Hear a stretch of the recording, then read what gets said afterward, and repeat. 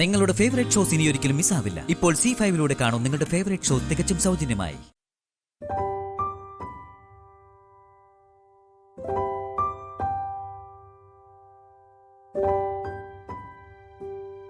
Good morning.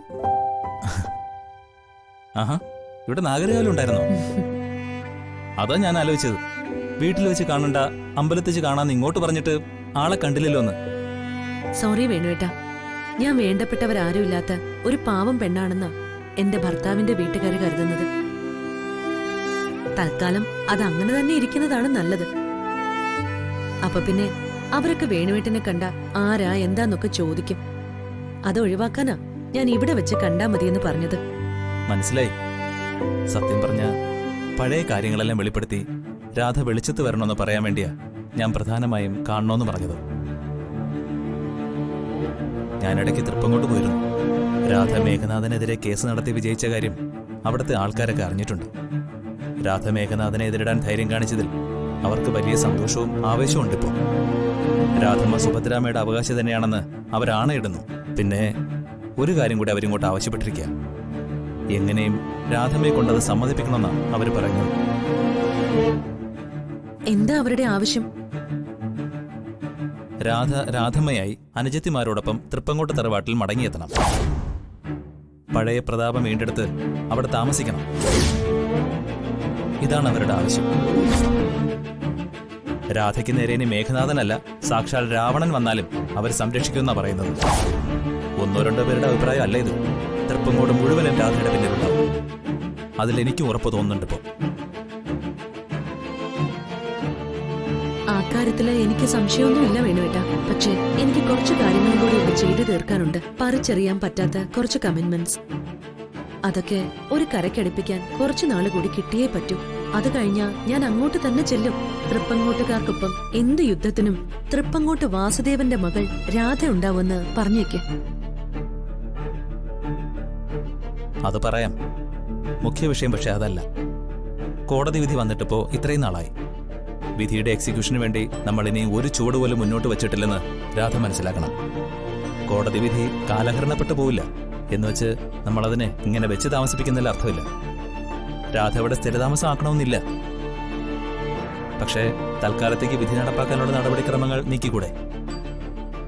അതായത് നമ്മുടെ സ്ഥാവര ജംഗമ വസ്തുക്കളിൽ നമ്മൾ ഒന്നുപോയി അവകാശം ഉറപ്പിക്കുന്നു എന്ന നിലയിൽ. ഉടനത് ചെയ്താൽ അത് പലതിനുള്ള ആരംഭമായിരിക്കും വേണുവേട്ടാ. ഒരു യുദ്ധത്തിന്റെ തുടക്കമാവും അത്. തൃപ്പങ്ങോട്ടെ കൊട്ടാരവും സ്വത്തും നമ്മൾ കൈയടക്കിയാൽ മേഘനാഥൻ മര്യാദക്കിരിക്കുമെന്ന് കരുതുന്നുണ്ടോ? ഇല്ല. ഒരു നിരന്തര യുദ്ധത്തിന്റെ തുടക്കമാവും അത്.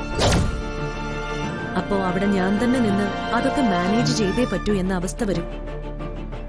അതാണ് പറഞ്ഞത്, ഇവിടുത്തെ കാര്യങ്ങള് ഒരു കരയ്ക്കടുക്കട്ടെ എന്ന്. എന്നിട്ട് മതി നമുക്ക് തൃപ്പങ്ങോട്ട് പോയുള്ള യുദ്ധം ആരംഭിക്കാൻ.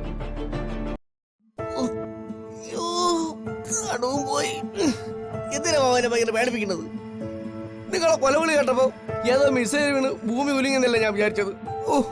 എടാ, അവിടെ വെച്ചിരുന്ന ആ പടം കാണുന്നില്ല, സുഭദ്രയുടെ പടം. എന്തു പറ്റി?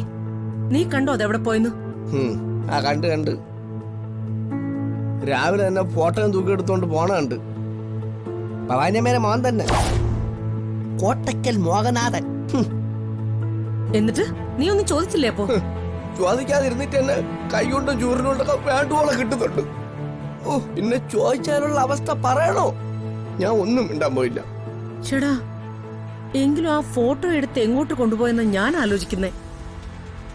എനിക്കറിഞ്ഞൂടാ. ചിലപ്പോ വീണ്ടും കൊടുക്കാട്ടിക്കൊണ്ട് കരകാണ്ട നാഞ്ചി നായ്ക്കർ സ്വാമിയെ കാണിക്കുമായിരിക്കും.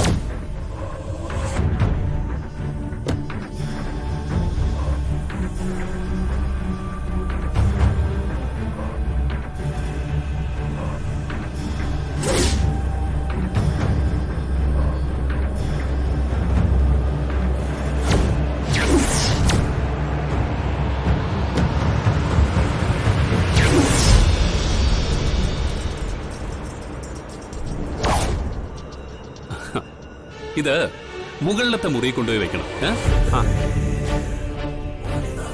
ഞാനിവിടെ പിടിക്കാം. ഏയ്, തൊട്ടുപോരുത്, മാറിക്ക.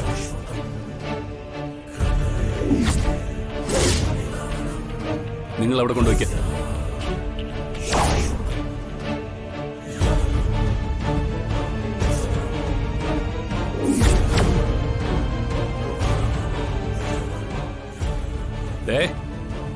രണ്ടുപേരോടായിട്ടാ പറയുന്നത്. മേലിൽ രണ്ടുപേരുടെയും വൃത്തികെട്ട കൈകൾ കൊണ്ട് ആ ഫോട്ടോയിലെങ്ങാനും തൊട്ടെന്നറിഞ്ഞ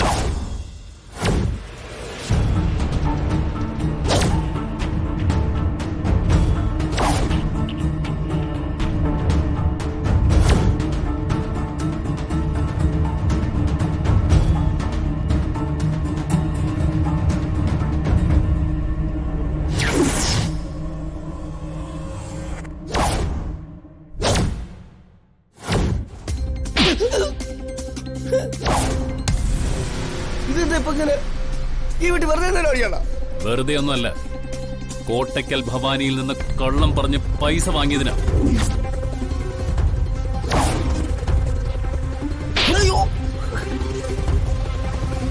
ഇത് ജംഗ്ഷനിലെ ഫാത്തിമ ഫാൻസി സ്റ്റോറിൽ നിന്നും കണ്ണെഴുതുന്ന കരി നാഞ്ചി നായ്ക്കരുടെ പ്രസാദക്കൂട്ടെന്നും പറഞ്ഞ് പടത്തിൽ കൊണ്ടുപോയി തൊട്ടതിന്.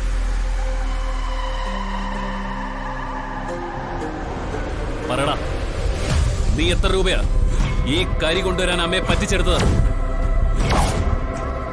നാഞ്ചി നായ്ക്കരുടെ കരി ഒപ്പിച്ചെടുക്കാൻ നീ ഏതൊക്കെ കാടും മലയും താണ്ടിയാടാ പോയത്? പറയടാ. കാവലയിലെ ഫാത്തിമ ഫാൻസി സ്റ്റോറിൽ നിന്നും കണ്ണെഴുതുന്ന കരി വാങ്ങിയാൽ അത് അമ്മ അറിയില്ലായിരിക്കും, പക്ഷെ അത് ഞാൻ അറിയുമെന്ന് നിനക്ക് മനസ്സിലായില്ലല്ലേ? മനസ്സിലായ?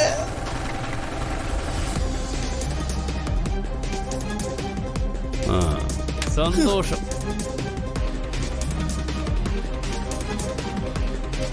നീ മാത്രമല്ല, ഇവിടെയുള്ള എല്ലാരും അറിയാൻ വേണ്ടി പറയുക. ഇനി ആ ഫോട്ടോയും അതിനു മുന്നിലെ ആ താലിയും മേഘനാഥൻ സ്ഥാപിച്ചിട്ടുള്ള വസ്തുക്കളാണ്. അത് രണ്ടും അവിടെ അങ്ങനെ തന്നെ ഇരിക്കും. ആരും അതിൽ തൊടില്ല. തൊട്ടാൽ അതെന്റെ ഉച്ചയ്ക്ക് വെച്ച കൈയായാലും ശരി, പിന്നത് ഒന്നിലും തൊടാൻ ഉയരില്ല. ഇപ്പോഴേ പറയാ ഞാൻ.